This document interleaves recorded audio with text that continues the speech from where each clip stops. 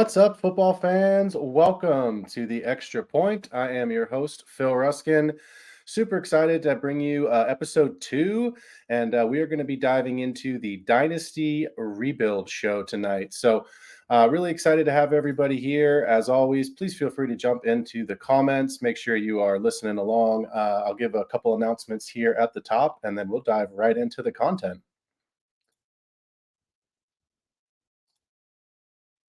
So, a couple exciting things that are coming up right now. Obviously, you know what to do. Hit that subscribe button. Make sure that you are tuned in every week as I will be going live Thursday nights at 7 p.m. Pacific time. Obviously, really excited to bring you exclusive Dynasty content on a weekly basis. Follow me on Instagram, the underscore extra point underscore FFB.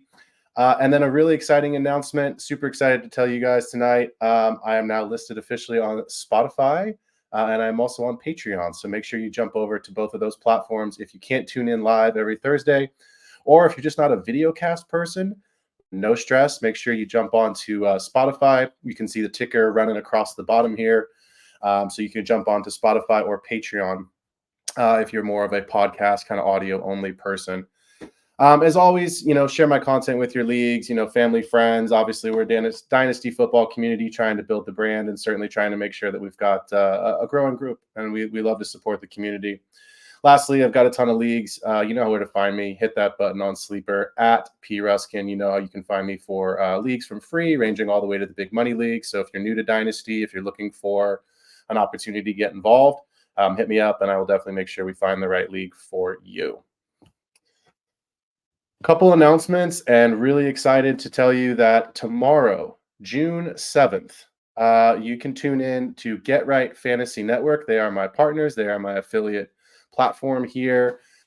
Get Right Fantasy Network is going to be hosting a show tomorrow night with special guest Jim Coventry from RotoWire. Jim and Tycoon will be participating in a Scott Fishbowl mock draft, so make sure that you jump in and check that show out. I will be there. It's going to be awesome.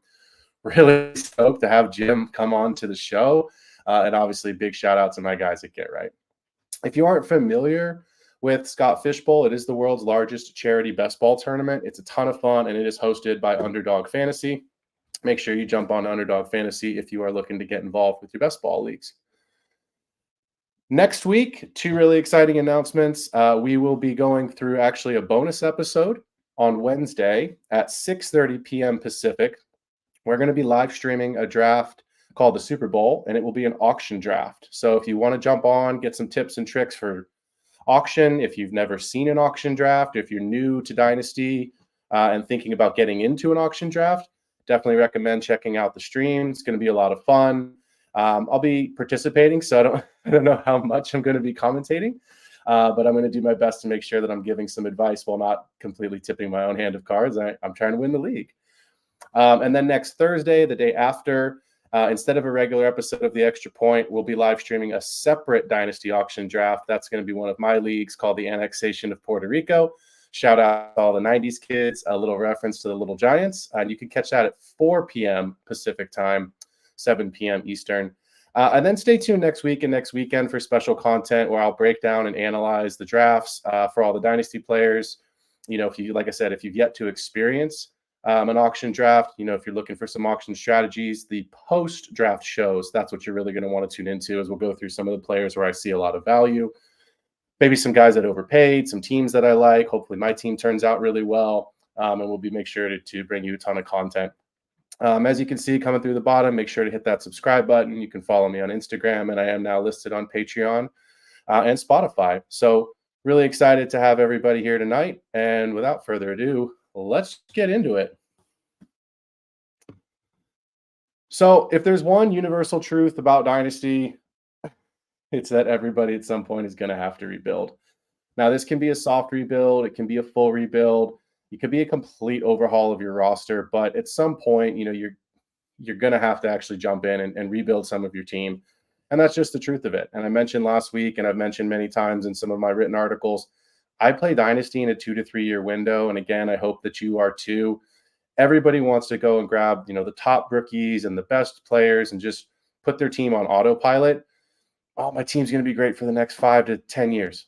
maybe that's true and maybe that's not. But the one true thing is you have to still, even though it's a dynasty league and we are, having longevity with a lot of our players, you still have to play for this season as well.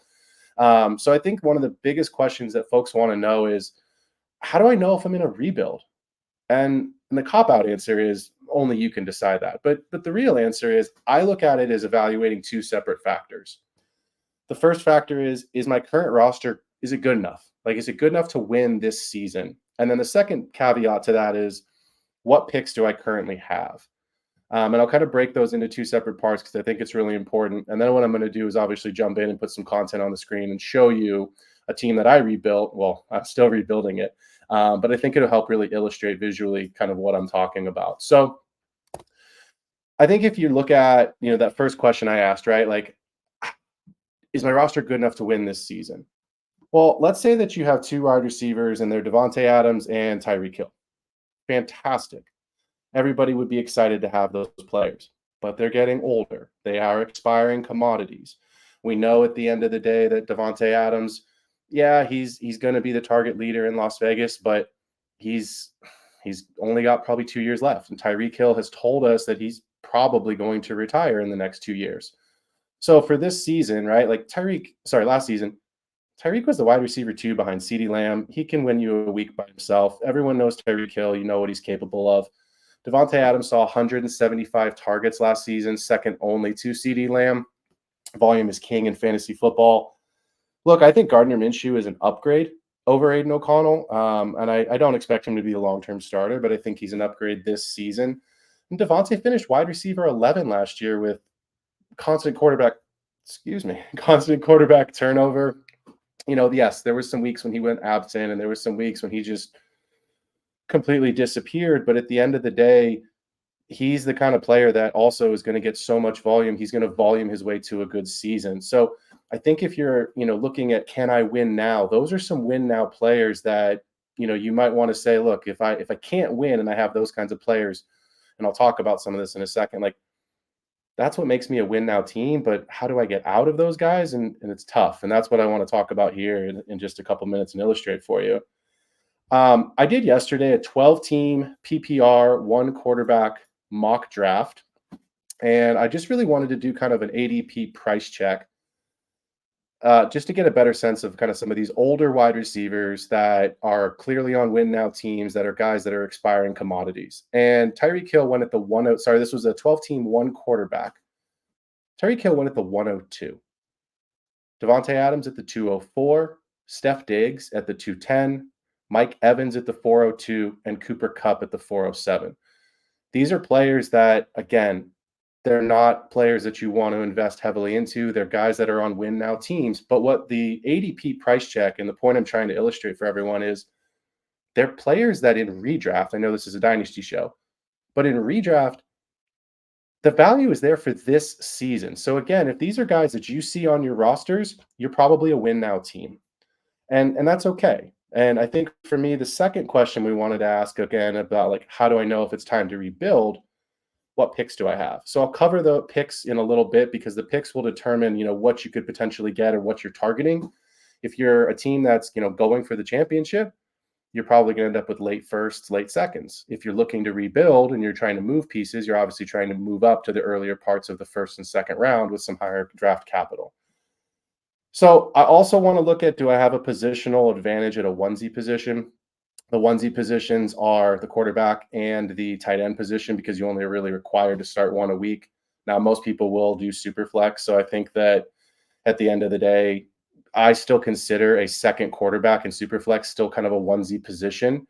I think if you've watched, our Get Right Fantasy channel, the mock drafts, and you've seen me in the last 3 or 4 of those, my strategy is usually a hero QB, where I try to target one of the top 6 to 7 quarterbacks in the draft, and then I'll fill in a QB2 with someone that I think is going to be a QB2, because I want to load up on wide receivers and running backs.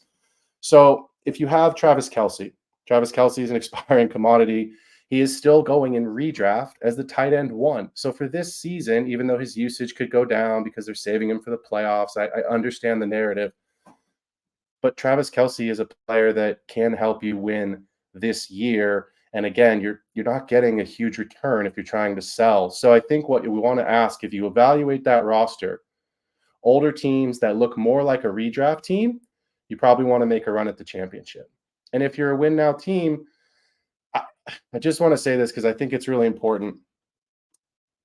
I'm not a huge fan of going all in and selling all your draft picks, because if you don't win the championship, you can really set your team back a couple of years. So what I'm going to illustrate here on the screen in a couple of seconds, again, it's not a flex. It's not me trying to show what a great master class of trading that you did. The team sucked, and it's in a rebuild. And I wanted to show you that I'm still in a rebuild, but I don't want to be in a rebuild for 3 years. I want to be in it for 2 years. And so the reason I want to bring up this team here in just a couple of minutes is I think it'll help show you how I prioritize trying to build out a specific room rather than just trying to overhaul my roster to get every good player I could get and actually try to win a championship this season.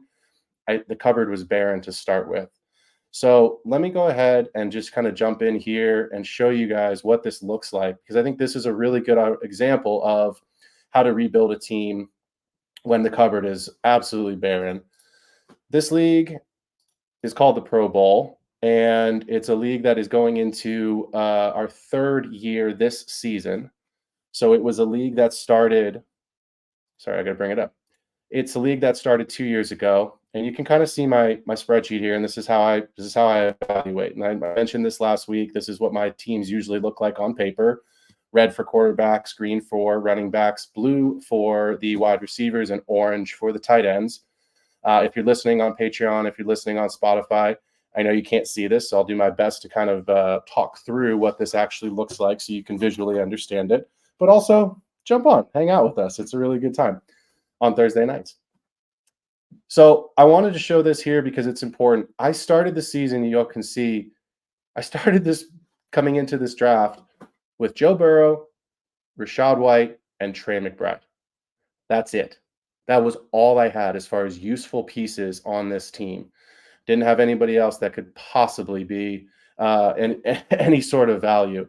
And so I had 5 first-round picks, and the downside of this, and this is why I chose this team, I had the late round picks. I didn't have the 101 through the 105. I had the 106, 7, 8, 11, and 12. So I had the back half of the first round. And obviously, this is a one quarterback league. So the wide receivers that you really wanted, they all got pushed up the board. So again, starting in a one quarterback league with Joe Burrow, I feel great about that. He's got a contract. He's foundational. He's someone that I'm certainly going to build around.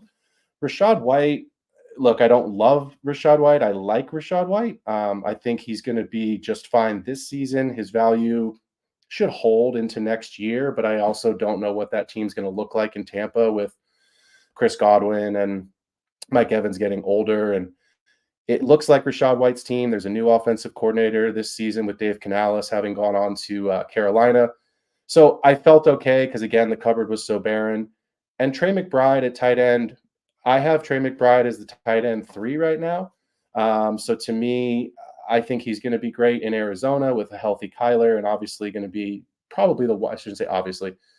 I think he'll probably be the wide receiver 2 in that league, kind of the de facto tight end wide receiver hybrid combination, catching passes.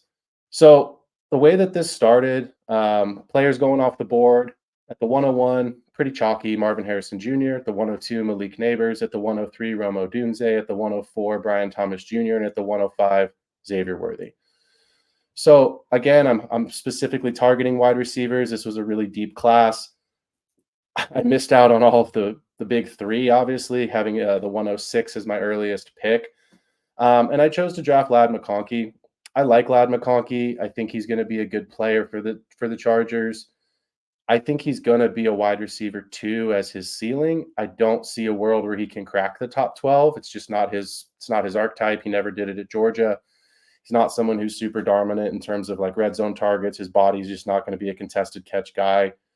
But I think he's going to sit in zone really well. I think with the way that the Chargers want to run the ball, McConkey's going to be a really safe floor, maybe not a super high ceiling, but a really safe floor. And so for me, that's the direction I chose to go at the 106, to just get some youth into my team and to try to get a little bit of, volume on a team where I'm not a Quentin Johnston fan. I just don't think he's going to be very good. And Josh Palmer's Josh Palmer. So to me, McConkey is this season probably the wide receiver one. And obviously, we'll see if that changes and what's going to happen going forward. But for me, it was a good selection at the 106. And at the 107, I mentioned this last week, and this is what I wanted to point out. Please write down your trades. It takes like 10 seconds. Just make sure you write them down. It's really easy to do. It helps to understand what you're giving up and what's coming in, and then to look back on it, because players' values will change. That's the truth of Dynasty, is that a player, Austin Eckler is the best example of this. Austin Eckler was the RB1 and then the RB2 for Los Angeles for the last 3 years, excuse me. And then this past season, man, it just fell off a cliff. And now he's in Washington. It's probably, I think at best a 50-50 timeshare, but I just don't see it that way. I think Brian Robinson will get more of the first and second down work, and Austin Eckler will get the third down work. So values change. Players' values are going to change from year to year, and that's Dynasty. What we're all looking for ultimately in Dynasty is going to be players whose values are going to increase or at least hold at a bare minimum. Obviously, we know with age we're going to get depreciating assets, but ultimately we're trying to find youth with upside. And so I chose at the 107. I got a trade offer. And James in this league, he goes by Big Chungus. I might have him on the show here in a little bit. He and I have gone back and forth, and I'm not the biggest Kyron. Like, I like Kyron. I don't love Kyron. I think Kyron is going to be good.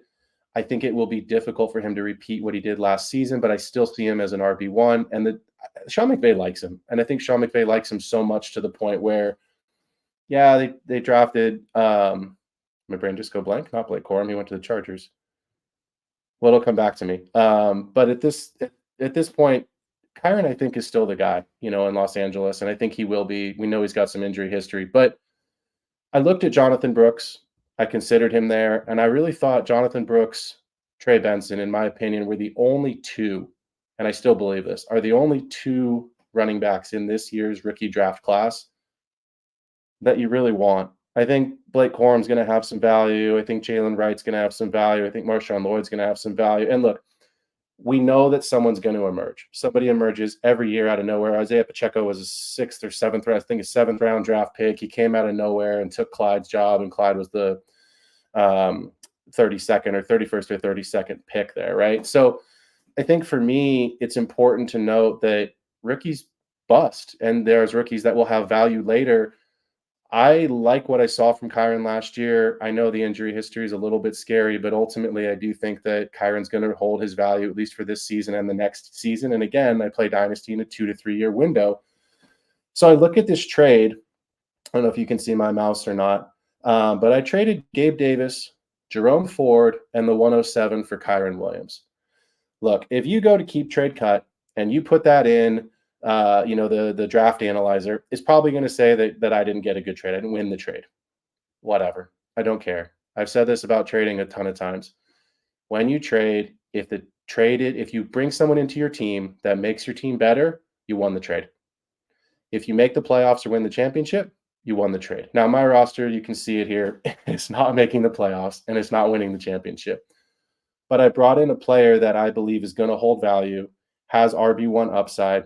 And yeah, I might have overpaid, but I'll tell you why in my mind, outside of making my team better, I don't think I overpaid. I don't believe in Gabe Davis. I think Gabe Davis will do what Gabe Davis always does. He will give you 3 for 64 and 2 touchdowns. And then the next week, he'll give you 2 for 12. And the week after that, he'll give you 3 for 16. And you'll just rip your hair out every single week trying to figure out which is the right week to start Gabe Davis. And the truth of Gabe Davis is draft him in best ball. Just do it there, because then you don't have to worry about the volatility on a weekly basis. I don't want Gabe Davis on my dynasty teams. I don't play a lot of redraft, but I don't want him on my redraft teams. I love Gabe Davis as a mid to late round target on my best ball teams. So to me, giving up Gabe Davis wasn't a big issue. Jerome Ford is interesting because I think at the end of the day, we just don't know what's happening with Nick Chubb. He came out yesterday or today, I don't remember when the interview was, and he was like, look, I'm where I'm supposed to be. I don't have a timeline.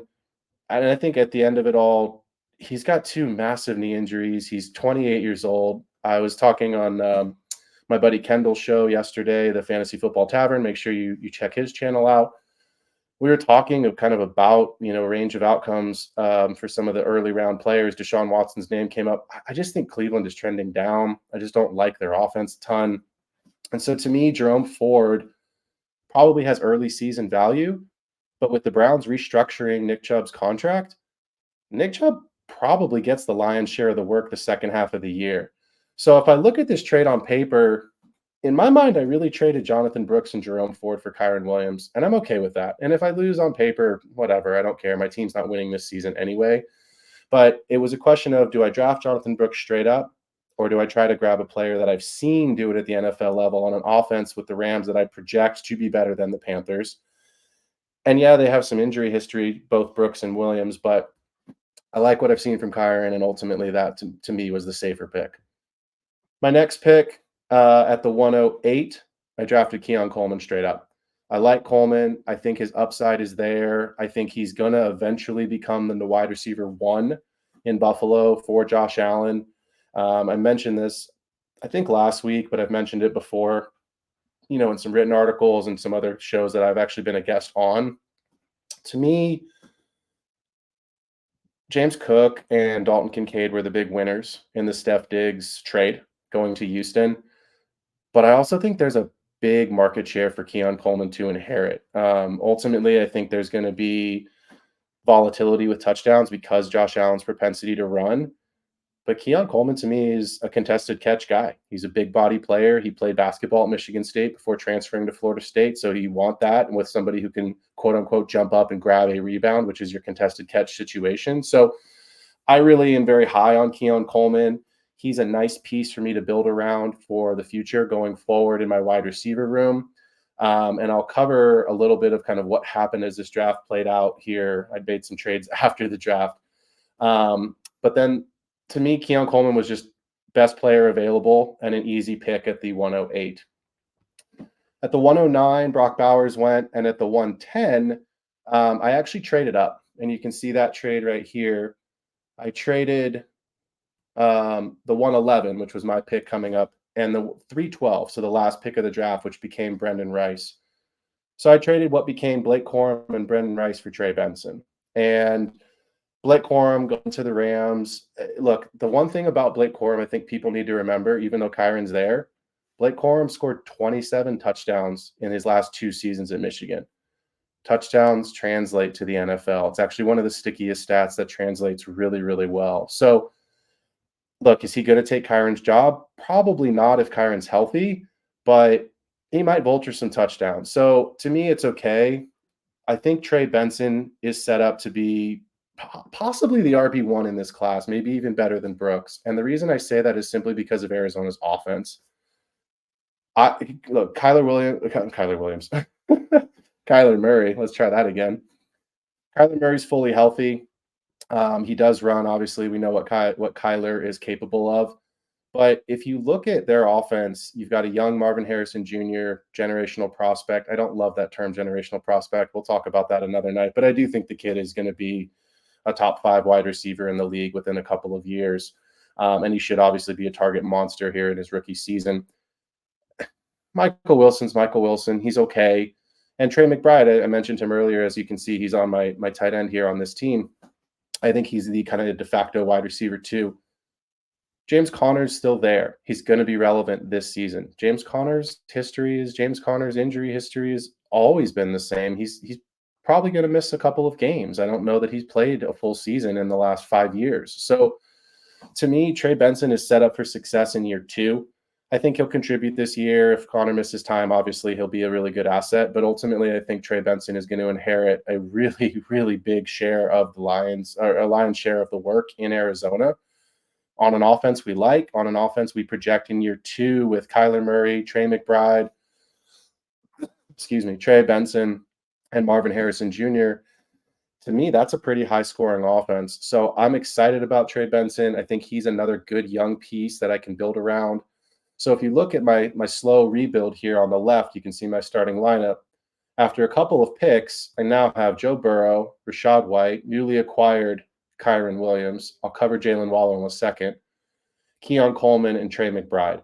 So I'm starting to build out a better, at least starting lineup. I have absolutely no depth. In Dynasty, you have to have depth because of you basically there is no waiver wire. So you're basically streaming positions from your own bench. And that's okay. Again, look at the cupboard. I started with 3 guys. So I think for me, it's really important, again, as I mentioned, write your trades down, understand player values, and write down what the players that you, excuse me, the picks that you traded away, write down what those players become. So you can see here, I didn't just trade the 111 and the 312. The 111 became Blake Corum, the 312 became Brennan Rice. Write that down because that matters in the end. So again, I'm at the 110. I traded up to grab Benson. At the 111, Blake Corum went. And then at the 112, this was a trade that I kind of fired a ton of trades out on draft day. I probably sent out 10 to 11 trades at the 112. And this is what I got back for the 112. It became Caleb Williams. Again, it's a 2-quarterback league, so solid pick to get the QB1 in the class at the 1-2 turn. But I got Joe Mixon and Zach Moss.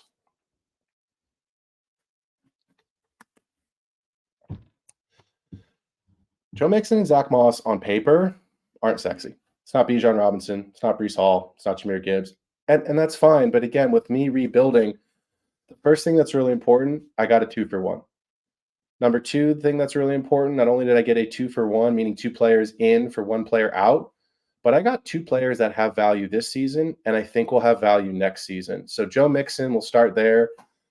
Mixon's on an offense that you want to have pieces of. If you're in redraft, if you're in Dynasty, except for I'm going to just poo-poo on Steph Diggs for a minute. I don't want Steph Diggs on the team. I just don't. He's an expiring asset. I think he's a head case ultimately. I think he's on a 1-year contract, and they just paid Nico. Tank's on a rookie contract. They've already paid Dalton Schultz. They've paid Joe Mixon. I think it's a 1-year prove-it deal for Diggs in Houston.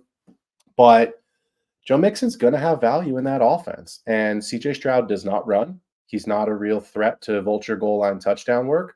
So I think you're going to see Joe Mixon hold value this season and next. And then similarly with Zach Moss. Like Zach Moss inherited the Joe Mixon role in Cincinnati. Again, on an offense we love with Joe Burrow, with T. Higgins, with Jamar Chase. Joe Burrow doesn't run. He's not going to vulture touchdowns. And, Zach Moss did really well playing for Indy last year.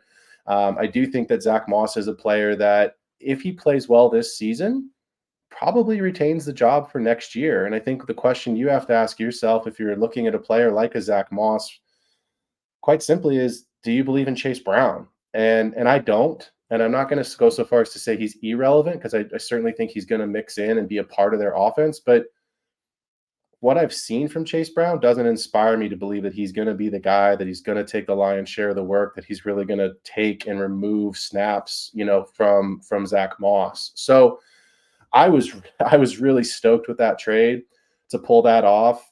I think Victorious, there he is. He's in the chat here. He can keep me honest on this, but one of the guys in our league was like, dang, P. Ruskin, that's my name on Sleepers, P. Ruskin. It's like, dang, P. Ruskin's like Howie Roseman over there pulling off all these trades. So that's what you have to do in a rebuild. And obviously you want to win the championship. Everybody does. That's why we play Dynasty. It's why we play fantasy football. If you're not a team that's competing for the championship, I actually think rebuilding is way more fun than just simply jumping in and, being a middle of the pack team who's just kind of hoping and trying to get to the playoffs. So for me, this is obviously a team that's still has a long way to go, but it was a lot of fun for the last, couple of weeks leading up to the draft. And then obviously in the draft to pull off a lot of these trades. As we move forward, I didn't have any second rounders, so I missed a, good chunk of the draft, no problem. But I did have the 303 and, a guy, I don't remember where he was in the draft, probably 305, 306, but he wanted to move up. And I ended up looking at my board and saying, man, I need a piece. I need a receiver and I need a cheap receiver. So I ended up trading the 303, which became Kamani Vidal, and the 2025 third for DeAndre Hopkins.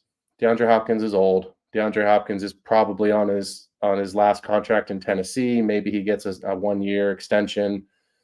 But I just needed someone that would get me through the season to have a physical body to actually put, on the field to catch passes. Because if you look at the rest of my team, Michael Gallup, Greg Dortch, Devontae Parker, who just retired. I can take him off the team, actually. I'll do that right now live. There you go. Kendrick Bourne, Van Jefferson. Like, these aren't players you can use.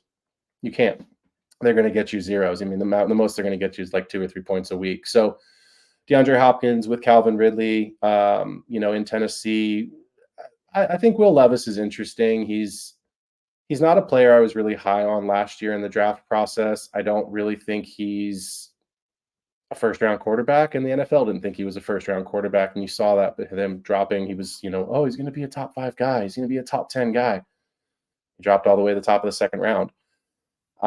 Came out last year, and if my memory's right, threw like 4 touchdowns and like 300 yards in his debut, and then came right back down to earth. So I think he's interesting. I think he's got to play well this year. I think it's a really important year for him, but he's going to throw. I'm not super huge believer that the backfield is going to be this, volume that we used to see for Pollard and for Spears that we once saw with Derrick Henry.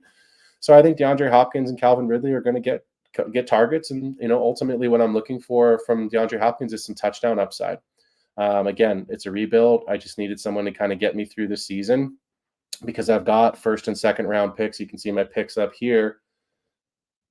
I've got 2 firsts and 3 seconds going into next year, and I've got 2 firsts in 2026. So I have draft capital that I can do one of 2 things with: draft the best available players, or if it happens to be that some of these picks turn out like my picks did this year, where they were later picks, trade and try to acquire some more valuable veterans. And that's ultimately what I did here in this last trade that I'll kind of go through. I told you all that I drafted Ladd McConkey, was really high on him in the process. I drafted him at the 106, and then I traded him. And the reason I traded him, quite simply, is I had a chance to get Jalen Waddle. And so for me, you can see the trade here: Ladd McConkey, Zach Charbonnet, and Greg Dulcich for Jalen Waddle in a 2026 second. I'm in a rebuild. In a rebuild, I'm looking again for 2 things. I'm looking for young, youthful players with upside that I can make as foundational pieces, or I'm looking for picks because I want to ultimately, picks are currency. I want to package that with potentially a player, or I want to trade to try to grab somebody else. So to me, Zach Charbonnet is clearly the running back 2. He's not the 1B. KW3 is the 1A. Sorry, is the 1, not the 1A.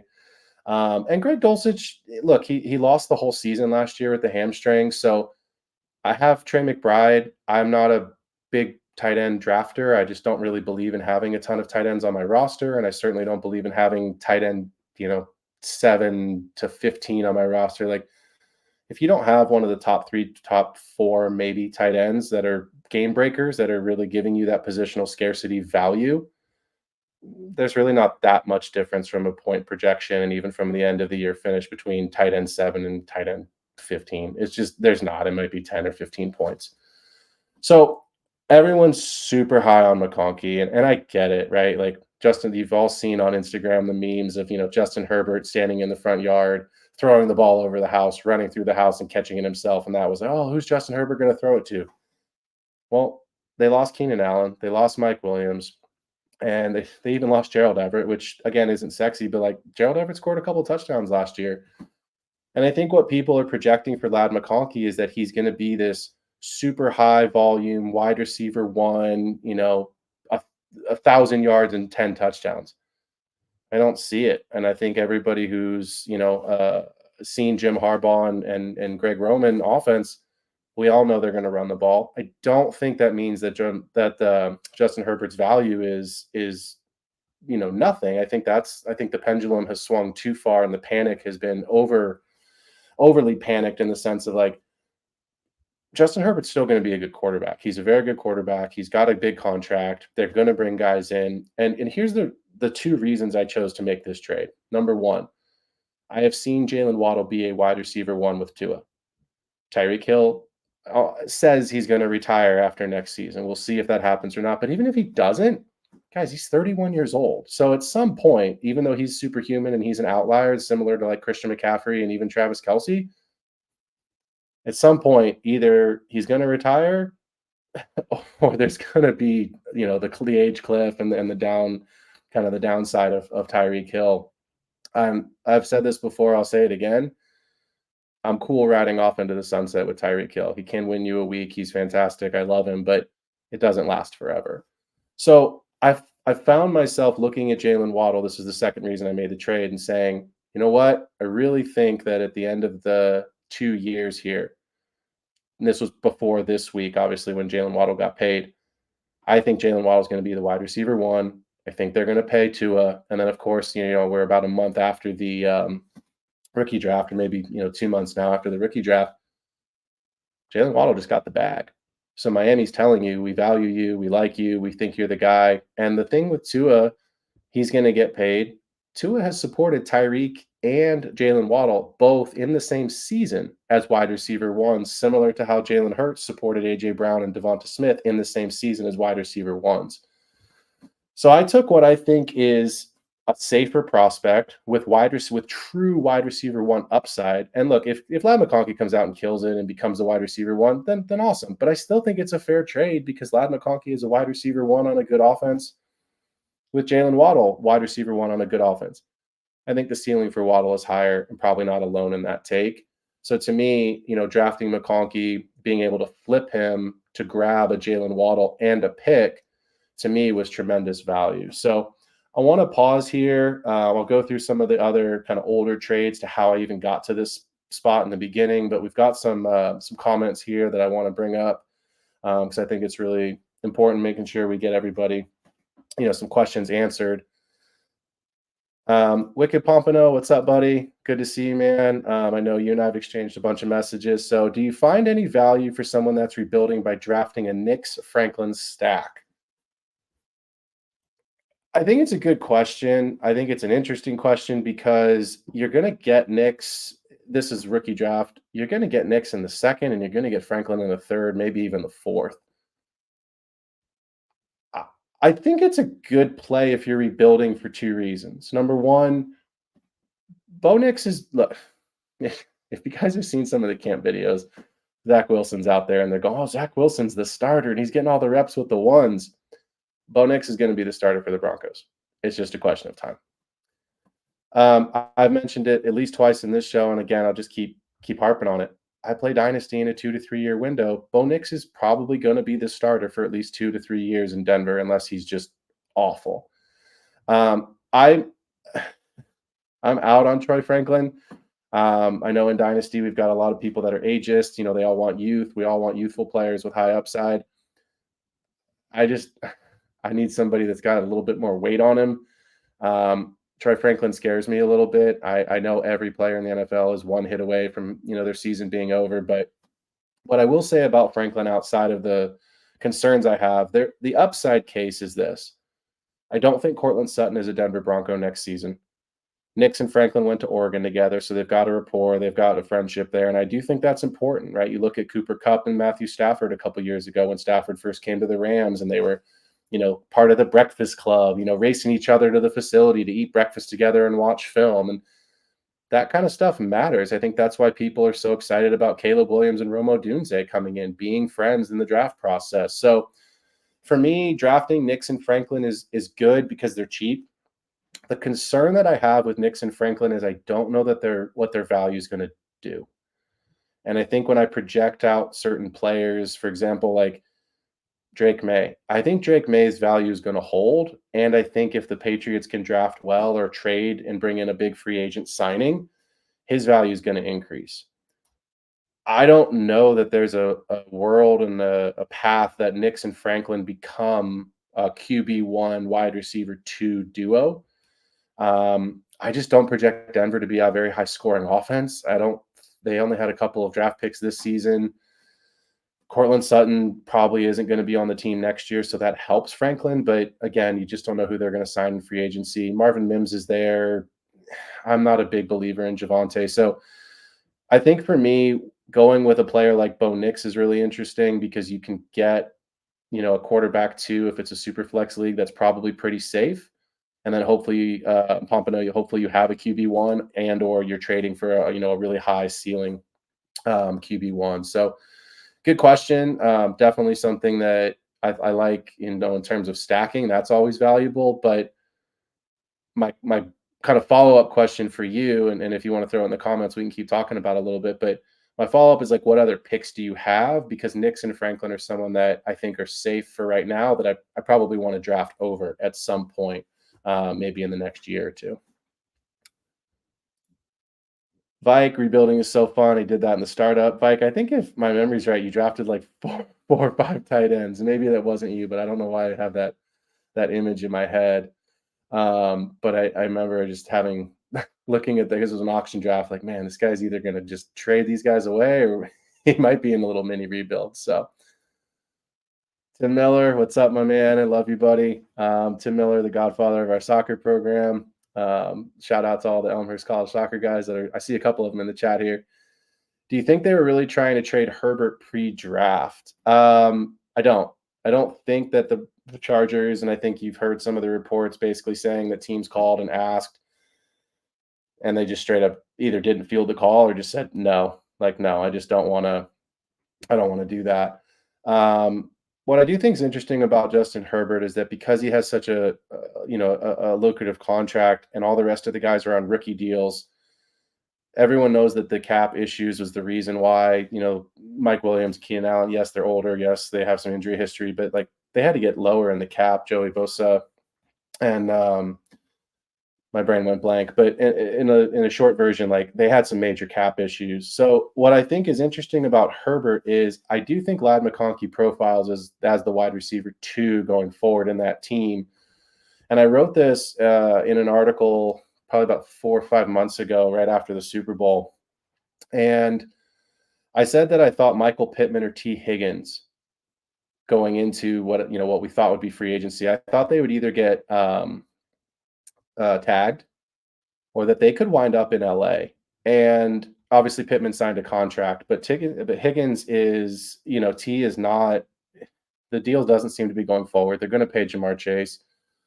Justin Jefferson and Amon-Ra just reset the market, and obviously CeeDee Lamb will maybe not reset it again, but he's going to get pretty close to Jefferson money, maybe more because it's the Cowboys. But he's going to get that money here in the next couple of weeks. So to me, T. Higgins is really interesting because I think he could wind up a Los Angeles Charger. There's just players that, again, values change, situations change, right? Like Derrick Henry goes to the Ravens, probably pushes them into a serious Super Bowl contention conversation. So for me, if you were to tell me that Justin Herbert going into next season had Lab McConkey as his wide receiver 2, T. Higgins as his wide receiver 1, some combination of running backs because Gus is old and J.K. Dobbins is broken.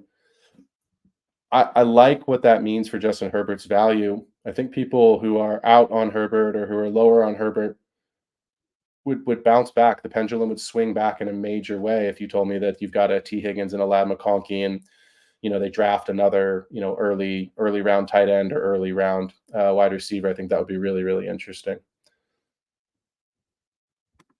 Question from John Connor. How many years worth of future picks should you trade if you were in win now? Dude, thank you for that question. That is an awesome question. I think it's really easy to say that you should trade the furthest out that you can, but people don't necessarily want to grab a 2027 first. I would usually go the 2 years out, right? So we're going into 2024, meaning that the 2025 picks are these next year's draft picks. I would trade some 26s. And the reason I say that is you're probably, if you're in a win now team, John, you're probably going to project those as late firsts, late second round picks. So in a 12-team draft, I'm okay with that. In fact, I mean, look, championships live forever. So if you win the championship, then it's worth it. But you're also not giving up a pick more than likely that's going to translate into, what became this year's, Marvin Harrison Jr. And I'll share this with you guys because this is something that I was going to feature on another show, but your question kind of made me think about it. I will either write an article or I'll kind of do it in a segment, but there was I want to talk about the lineage of a trade. And I traded Treylon Burks 2 years ago. I traded Treylon Burks away plus a second round pick. And I got back Isaiah Pacheco in a first, which 2 years ago wasn't great value other than the first because Pacheco was still hadn't really broken out. He was a seventh round draft capital player, meaning that the Chiefs could have cut him for basically nothing. Treylon Burks had a not so great rookie season, as we all know, but the hope was that, okay, there's nobody there. AJ Brown is, gone. He's going to be the guy. And DeAndre Hopkins wasn't there. Calvin Ridley wasn't there. So it was like Treylon Burks was at that time still a hot name, and I think there was a lot of hope for him. Pacheco has obviously developed into a really solid RB2, and now what I think is probably going to be an RB1 this season. And the first round pick that I got back became Bijan Robinson, became the 101. So it was a steal of a trade. But at the same time, when you look at the guy who traded it, his roster, it wasn't a win now roster. His roster was middle of the pack. He thought it was a win now roster. He thought he was going to, look, we all think we're going to win the championship.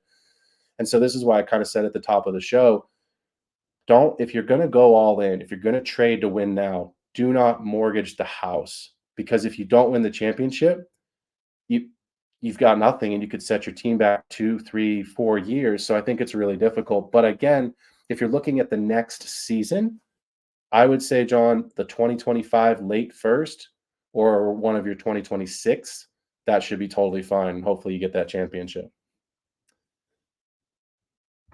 Rasta, I have a team with Cooper Kupp, Mike Evans, Amari Cooper, and DeAndre Hopkins. My other wide receivers are CeeDee Lamb, DK, and Christian Kirk. Start 3 wide receiver, 2 flex, 12-team, full PPR. Stafford and Geno. I feel like I'm in between a rebuild and go for it.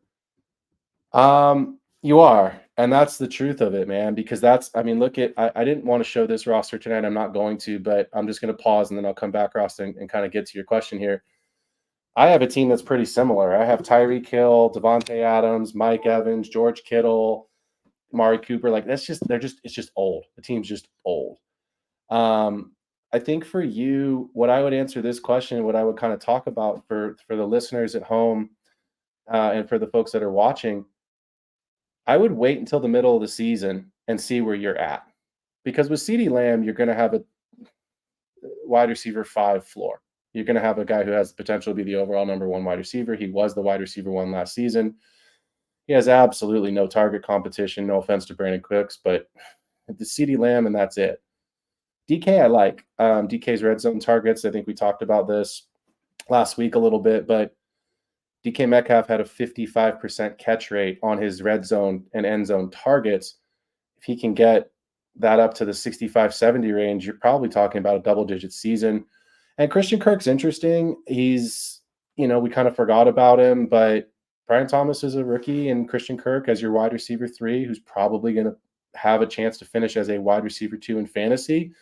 That's solid. So if your team is competing for the playoffs, go for it.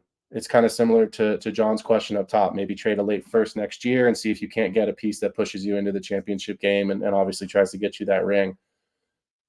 If you're going to miss the playoffs, I think Mike Evans is a great trade away target to the team that's going to make the playoffs. And the inverse of what I just answered John's question as, I think you can get a first for him. Cooper Kupp, maybe. Amari Cooper and DeAndre Hopkins, you won't get first. You might get a second for Amari Cooper. But to me, I think if you're looking at this group, and I love this comment on the screen because I wanted people to be able to still reference who's on this team. I think if you get to week 6, week 7, and you're 5-2, go for it. If you're 2-5, you might be thinking about some trades. Follow up from Rasta. Quick thoughts on what you would do. I have my 25 first and a projected late 25 first, second. It's I would see where you're at in terms of are you going to make the playoffs or not, and then try to add some picks, because the two things that I'll say, this is a good follow up. If you could trade Mike Evans for a late first, and I just saw Mike Evans go for a first round pick in one of my leagues the other day, actually, so I know it can be done. If you were to get some of those first, and let's say you do get a late first because you're trading it to a contender, you now have 3 first rounders. Package that to move up. I mean, that's the key. And this is what we're going to talk about in an upcoming show is picks are currency. And ultimately, at the end of the day, if I have more money to spend on higher value players, I'm probably going to be able to, I'm not buying since this isn't an auction, but I'm probably going to be able to draft those players. I'm probably going to be able to move from the 108 to the 104. that's a realistic move up the board. And now you're talking about the premier players, premier wide receivers. Maybe next year's running back class is loaded. You're talking about the premier running back group for next season. Another question coming in from Pompano: is it a good strategy to be targeting wide receivers that will seemingly benefit from better quarterback play, i.e., Darnell Mooney? Yes and no. The yes is the obvious answer of like better quarterback play should mean better wide receiver play, but the talent still has to be there. Darnell Mooney for me is an interesting player because he's probably the fourth option in that offense. So even though Kirk Cousins is an obvious upgrade over Desmond Ritter, I don't see a path where a player like a Darnell Mooney is going to take targets away from Drake London, Kyle Pitts, and Bijan Robinson. So I think Darnell Mooney is a great kind of bench stash in your dynasty teams. I'm in a ton of leagues. You guys know that. I just took Darnell Mooney in two of my leagues late rounds because injuries happen. Guys have, you know, situations change in terms of, what the usage is. I think that for me, what a player that I would look at would be like a Romeo Dobbs. To me, would be a more interesting player than a Darnell Mooney.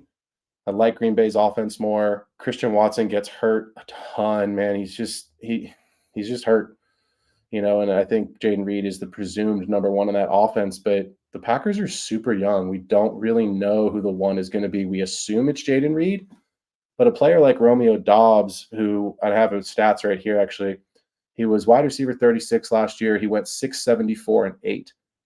That's Mooney's probably going to come in at about that yardage range. I don't think he's going to come in at 8 touchdowns, but I think for me, when I'm looking at wide receivers, I'm looking at players who I see a path forward, and better quarterback play to me is going to only elevate them. Like Jordan Addison last year was a really interesting draft pick because of Kirk Cousins. He was never going to be the alpha with Justin Jefferson there. I don't think anyone ever thought that was, the case. And then Jefferson goes down for a large chunk of the season, and Addison was pretty darn good. I don't have his stats in front of me, but I think we look back and obviously they have a different quarterback this season, so he probably loses some value. But I think that was why people were so high on him, and I think that to kind of come back on my buddy Tim's question about Justin Herbert, like to me, Lad McConkey is a player that everyone is so in love with this season. But the minute that they bring in an X wide receiver, because that's not McConkey's skill set, how do you feel about Lad McConkey if T. Higgins is there next year? How do you feel about it if Steph Diggs doesn't get re-signed by Houston and somehow winds up, for one season in Los Angeles, which again, it's still an X receiver. So I think that's where, again, I'm looking for guys that I see the path. And so that's, to me, Mooney is fine, but he's, like I said, he's the fourth in that offense for sure.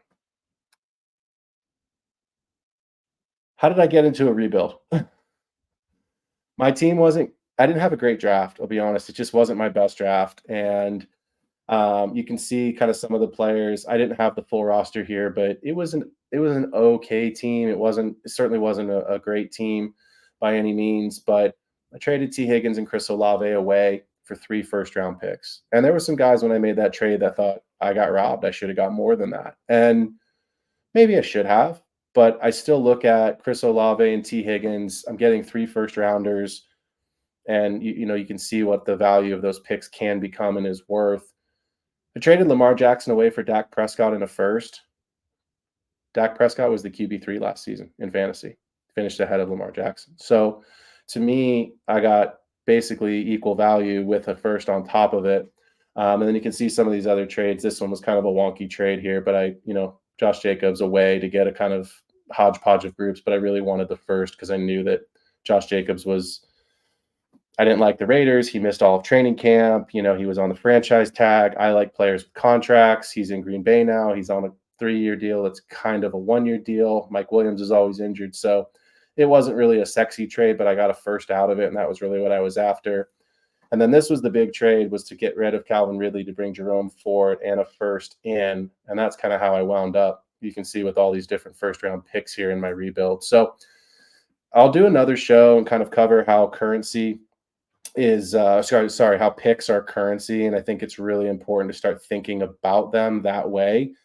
Everybody gets 3 picks at the start, so that's between 30 and 36 picks. Most dynasty leagues are gonna be a 3-round draft, and there's either 10 or 12 teams in the league. So if everybody gets 3 and all of a sudden, you start getting up to 4, 5, 6 picks, you're gonna be able to either maneuver the board in a better way, or you're gonna be able to get, higher value veterans in some of these trades. So this is a really, I think, hopefully a really good example of kind of how to navigate a rebuild, how to recognize when you're in a rebuild, and ultimately, you can see at the top here what I chose. And folks that are not being able to see my screen, I chose to really heavily target running backs in this particular rebuild because I know next year's running back class is really good, but I also know there's a ton of wide receivers in that class.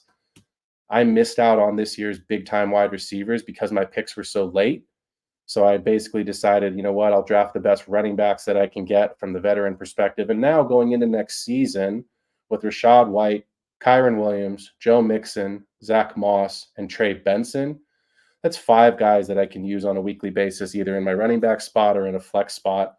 And the weakness is I have a wide receiver room of Jalen Waddle, Keon Coleman, DeAndre Hopkins, and that's it. That's all I have. So next season, I'm either going to be trading, for veteran wide receivers, or I'm certainly going to be looking at, trying to maneuver a trade up the board to get the higher priced, higher value rookie wide receivers. Or with my team, honestly, I'm not trading my first round pick away for anything. I've gotten offers for it already. I think my team's going to be pretty stinky. So I'm probably going to be picking in the top 3 or 4 of this league. That's where I project myself. And I don't know if Jay Speezy's in here tonight, but I've taken a look at his roster. His team's pretty stinky. So the hope and the best case scenario is that my team and Speezy's team both suck. And I wind up with the 101 and 102 next season. That's the hope, right? Because this is a rebuild. So if that's the case and I wind up with, the 2 best receivers in next year's class, along with a Jalen Waddle and a Keon Coleman, now I'm starting to feel like, hey, my team can actually compete. My rebuild isn't necessarily rebuild, and I'm probably at least a middle of the pack team. And potentially, if I get some ceiling performances, I may be making a playoff push. And I've got some 26 first rounders. So to kind of come back on John's question from earlier, how far out is too far out to trade? If I'm in that position where I'm like, hey, I was in this rebuild, 2024 was awful. Now it's 2025 and I'm thinking I might make the playoffs. Maybe I trade away that 2026 first, and try to get a veteran that's going to push me into the playoffs or potentially win the championship. So really good insight, I think, good questions. I appreciate that. And Pompano here saying wonderful insight. Appreciate your takes on my questions. Absolutely, man. This is what the show is all about. So want to getting close to our hour time here. So want to jump in and go through the 2-minute drill. We talked a lot about rebuilds tonight, and I want to give you 3 players that I think you can actually go ahead and trade for in a rebuilding team. First one is Romeo Doubs.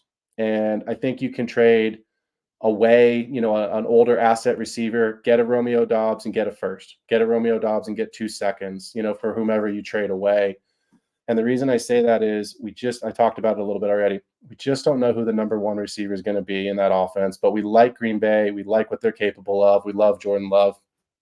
I don't know that it's going to be Jaden Reed. I think it's going to be Jaden Reed.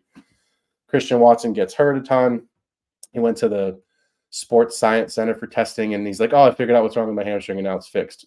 I don't think that's how it works, but that's ultimately like what, he decided to do. To me, again, Romeo Doubs finished as a wide receiver 3, wide receiver 36 overall, with 674 and 8. I think he's a guy that you can get as part of a package that includes a first-round player, and he's going to be someone that you could throw in a weekly flex. The second player is Zach Moss. Again, I've mentioned him a little bit already. It's a little bit gross at times. It's not sexy. It's not Bijan. But look, they put him into the mix and roll. I already mentioned I don't think Chase Brown is going to emerge and really take a ton of that snap share and work away. I think if Moss plays well this season, he's going to get another year next year with an offense that we really, really like. And then the last player that I think you can trade for in a rebuild is Kendry Miller. Look, Alvin Kamara's dead cap next year is only $10 million. He's going into his age 29 season.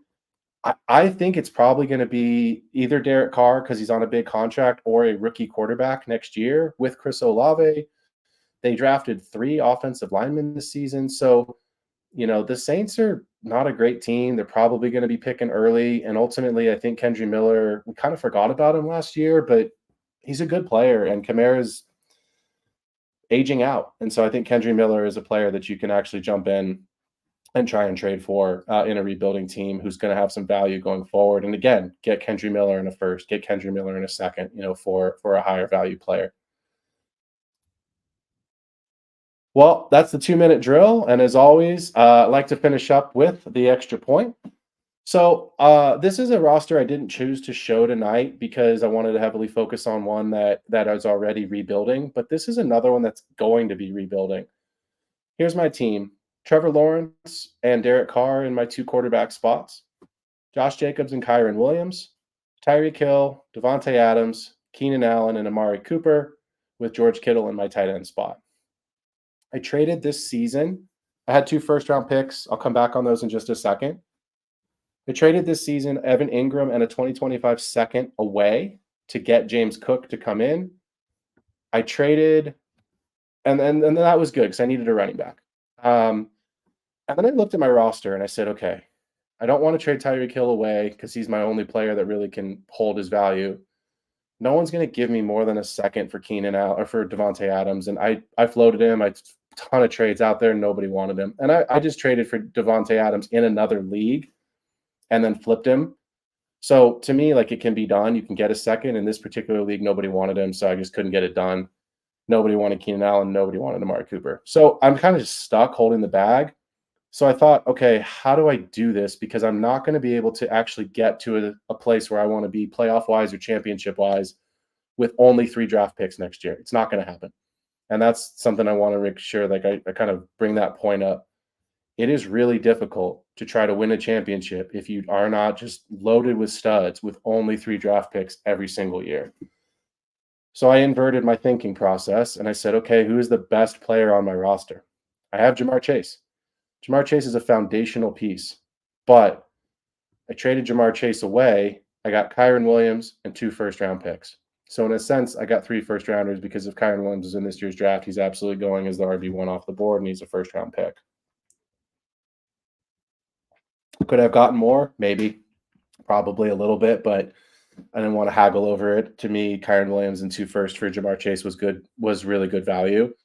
And so now I know if I have Tyreek Hill next season, it's probably his last year, I have first-round picks that I can actually have 4 first-round picks over the next 2 years. Now I can start to replace some of these wide receivers. I had 2 first-round picks this season. I had the 107 and the 110, and it's only a 10-team league. So I had basically this, the late first, and I had the last pick of the first round. I used the 107 to draft JJ McCarthy. I don't rate Derek Carr. I think Derek Carr has probably got 1 more season left in him, and Trevor Lawrence just hasn't become the prospect that we've hoped that he's going to become. I actually was on Kendall's show last night. I think the Jaguars are trending down. I think you're probably going to get quarterback 2 numbers from Trevor Lawrence again this season. So I just took the shot on McCarthy, and then I actually traded up from the 110 to the 108, and I took Drake May. I just don't love the 2025 quarterback class. I think it's pretty thin, and ultimately I just don't see a lot of ceiling performances from those guys that are coming out next year. Next year's running back class is loaded. Next year's wide receiver class is loaded. And so I'm going to try to use my 2 first-round picks next year on a wide receiver and potentially a second wide receiver or 1-and-1, and then see if I can't either maneuver the board to try to use one of the 26 picks to come up and grab an extra guy, or just wait for 26, because this is a really old team. And again, that's why I wanted to bring this up tonight on the extra point, because it is, again, probably a team that's going into a rebuild. And now we spent some time talking tonight about if this is something that looks like your team, now you know how to rebuild it. So thanks for tuning in tonight. Always a good time. I appreciate everybody being here, being active in the Oh, I got one more. Rasta, thanks, man. What are your thoughts on what are your thoughts on tanking to better next year's picks if you know you're not a contender? Also, why is it so important to not trade our own first so you can control why it, and also why it's so important to not trade our own first so you can control your own pick. Yeah, I'm not a fan of tanking. I just think it's crappy, to be honest, and I think your league mates probably gonna hate you. But I don't think you have to tank necessarily to if you know you're not a contender. I think you can go into just kind of a soft rebuild. Maybe trade one or two guys to grab an extra first or a second. I think if you go full fire sale, it's going to be pretty obvious. Guys do it. I've seen it. I've been in leagues where it's been done. It's not my favorite, and I'm not always a big fan of guys that do that because you know what you're doing or you know what they're doing.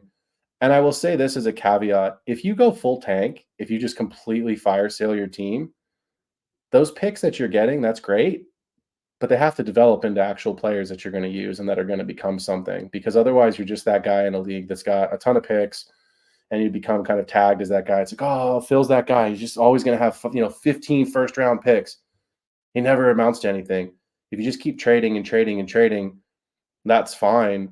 But at some point, you need to draft players or you need to sell those picks for veterans that you're actually going to try to get back into a win now championship window. So I wouldn't go full tank. I wouldn't go full fire sale, but I would maybe look at one or two guys on my team that I don't think are going to be, either valuable for me or they are super valuable, like a Jamar Chase, and I can get a haul and then rebuild that way. Thanks for tuning in to the Extra Point. Again, coming up next week, Wednesday and Thursday, instead of an actual content show, we're going to be streaming two different auction drafts. Again, I am a huge believer that dynasties should start as auctions. You have access to all the players. It's really difficult, to translate. I've only ever been in snake drafts, and now I'm getting into auctions. But I think it's a ton of fun, and everyone that I've ever played in a league with who has never been in an auction has absolutely had a blast and loved it. So check out the shows next Wednesday and Thursday. And then obviously after those drafts are done, we'll go ahead and do a content show where we're going to be talking about some of the different strategies, what I see as some good values. So that way, if you're ready to jump in to an auction draft for your next Dynasty draft, you're a lot more prepared. Make sure you follow along, hit that subscribe button, and thanks for tuning in to another episode of The Extra Point.